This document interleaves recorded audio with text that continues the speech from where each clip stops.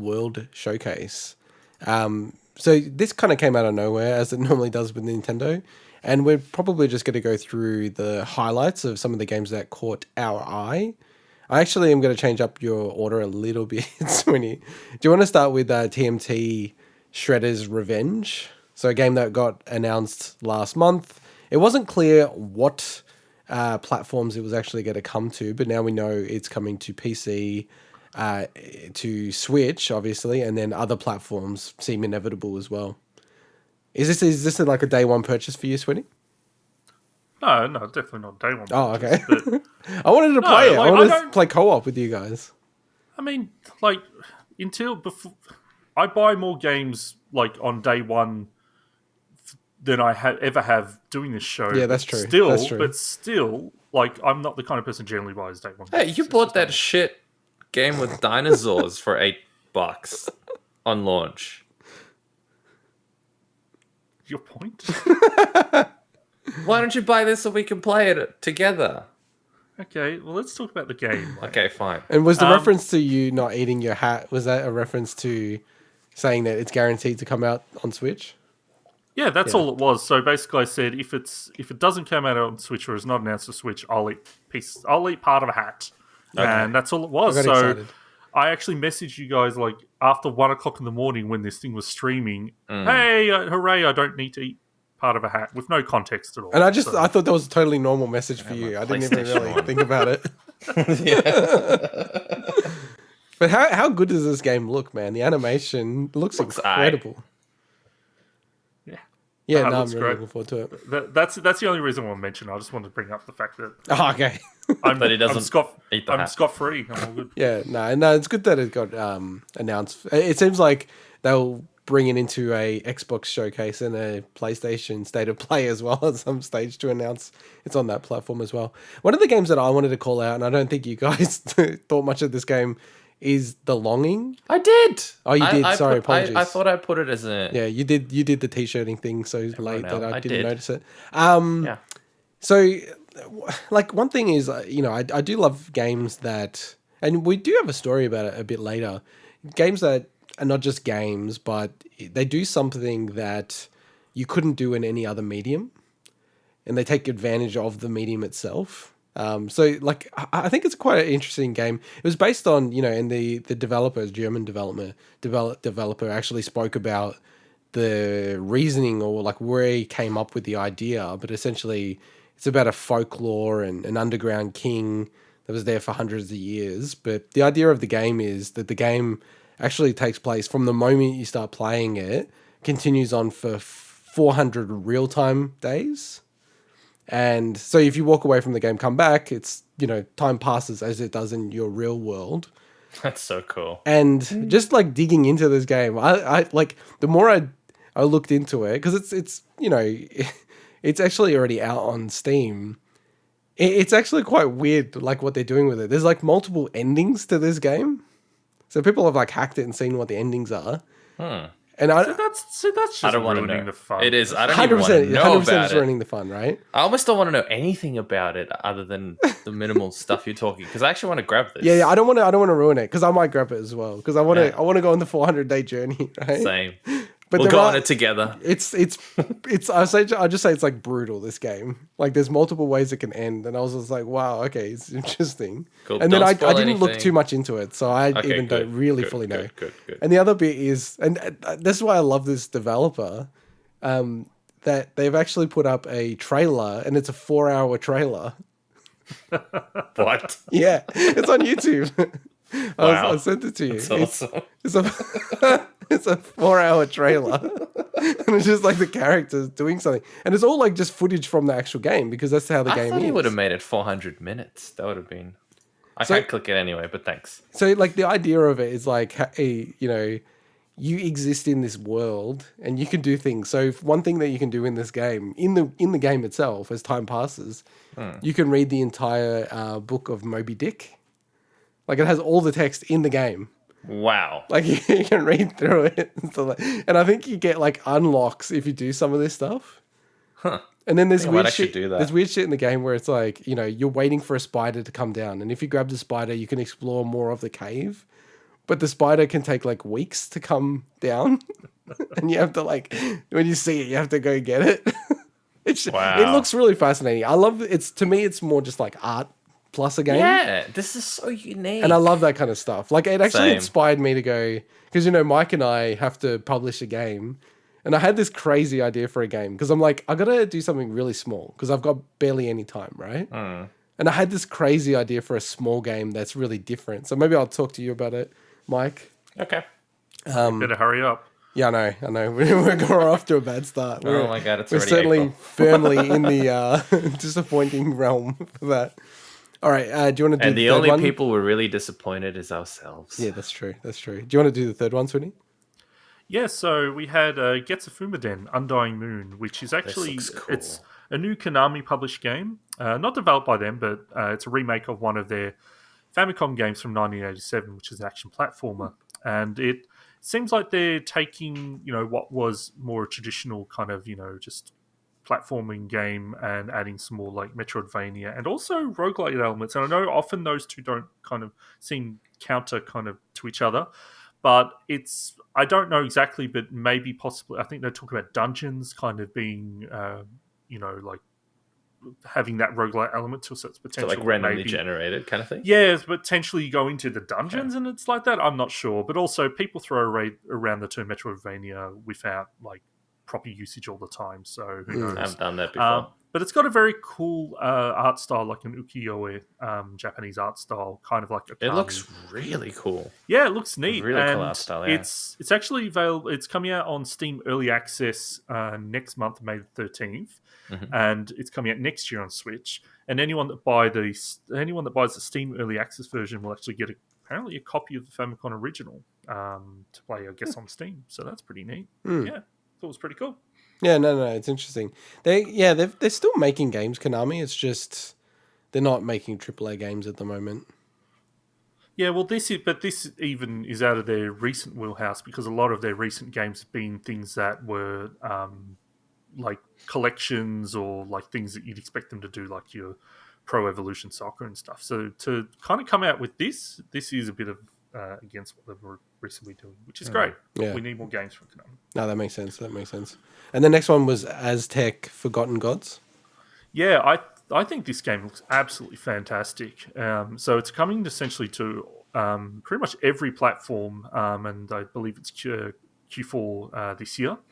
And it's set in this kind of like cyber Aztec world, and I just think it looks fantastic. The gameplay looks really, really solid. Looks like it's got a good mix of like character action with like traversal where they're running along walls and stuff, but just the look of it, I just think the world looks fantastic. It's developed by the developers that made Malacca, so yeah, it's I think this looks great. I think some of these games, and I thought especially with this game, I loved the way it looked and everything. It's like the game feel that I'd either need to hear people play it and go, it feels really tight, and then it's like, oh, okay, cool, like a really tight control game plus this kind of design would be really, really cool. And that's always the thing with these games. Like you don't get that from this kind of presentation. The other one was a House of the Dead remake. So, I don't know. House of the Dead, like games, it's such a shame just because of the technology. And quick story on that, actually, because you know that I'm a huge nerd, so I've got my Super NT hooked up into a CRT TV. So I've got a really good Trinitron, like a nice sized Trinitron, like not one of those huge ones. So it looks really crisp.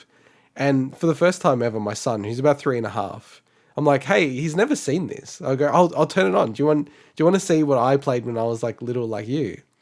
And this is no joke. I'm being legit. You can ask my wife. I turned it on and everything like that. Boot up Donkey Kong Country, Diddy Kong's Quest. And he's like, wow. He actually said wow. He never says wow. He's like, this is so cool. He goes, oh, this is cool.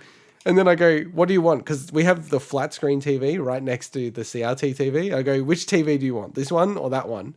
And he pointed to the CRT. The Trinitron. And I shed a tear and I said, he is my son. So yeah, it's a big shame that with CRTs and then transitioning into flat screens and Do you reckon they'll come back? Do you reckon it'll be because of the input like latency. records No, because of the input latency, you just can't do it. of a CRT? No, on a flat screen TV. No. What I'm saying is, do you think CRTs are going to come back? We're going to see a comeback.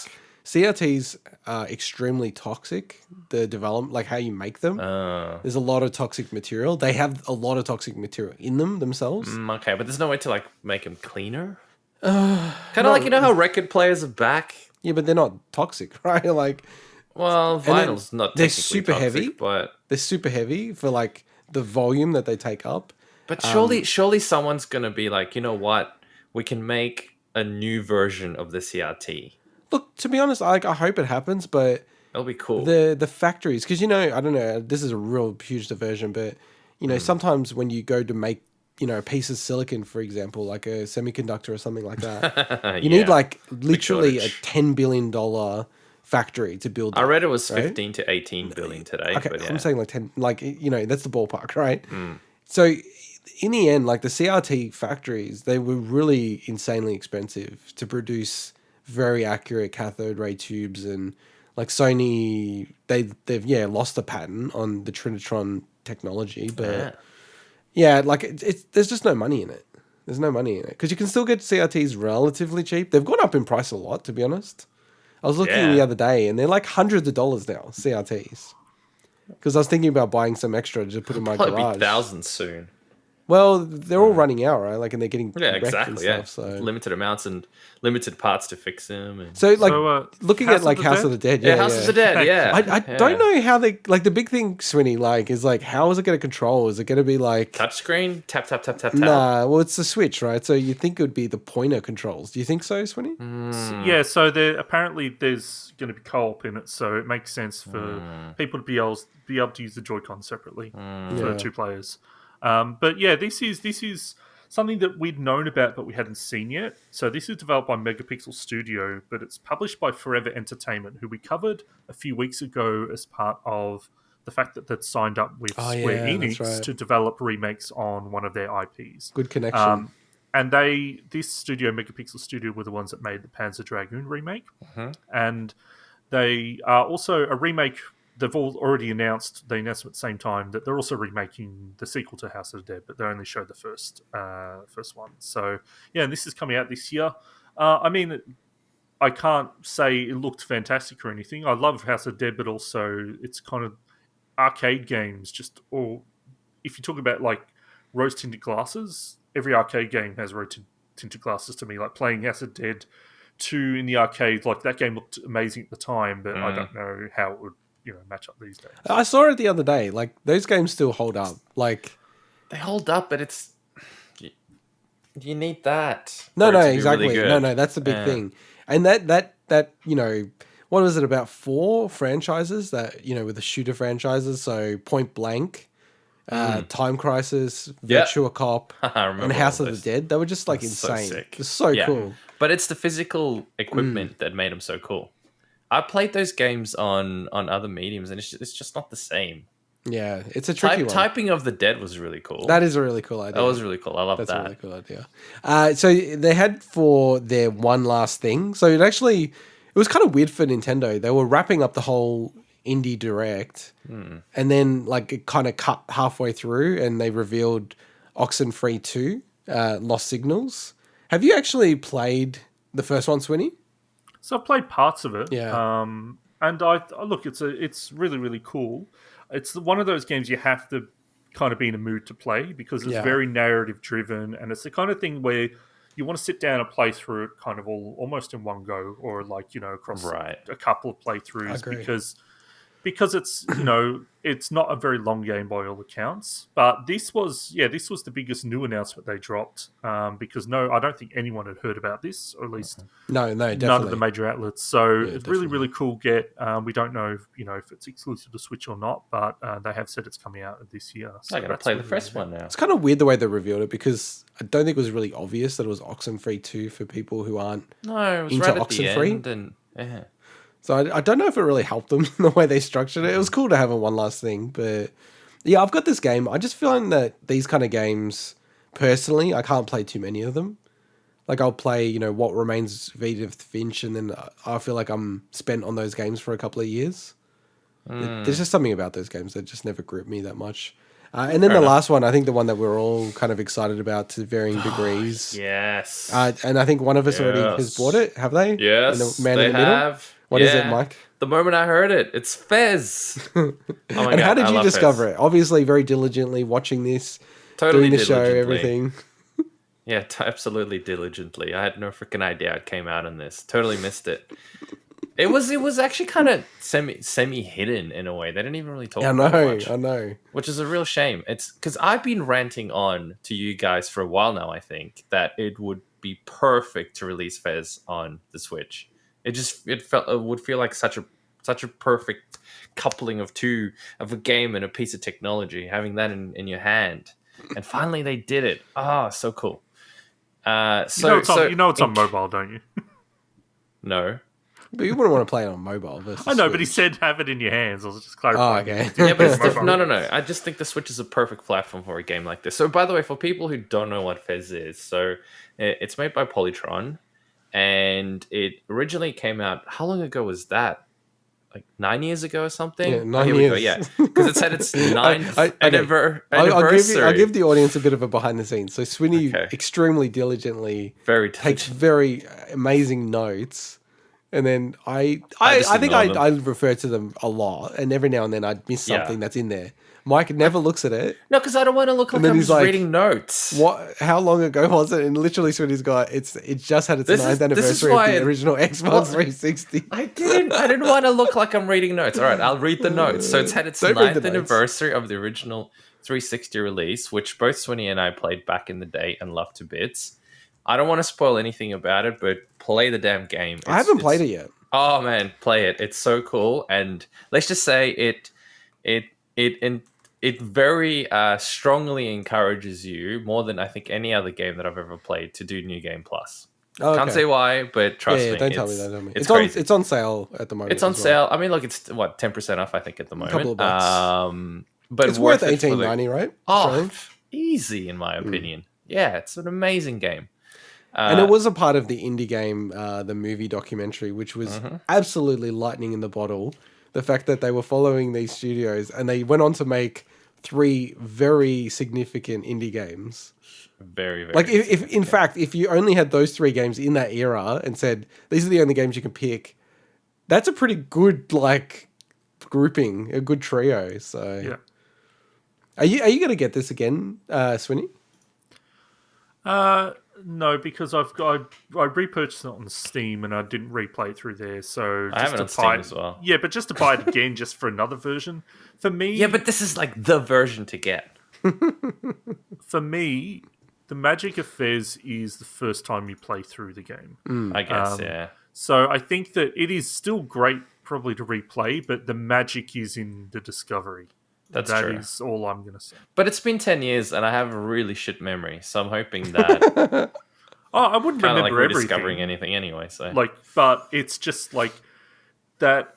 Yeah, that is the magic of that game. And it plays well, controls well, but it is figuring out what is going on in that world that is what really is that's the great part of it. indeed, Yeah. and remember the fox is all I will say.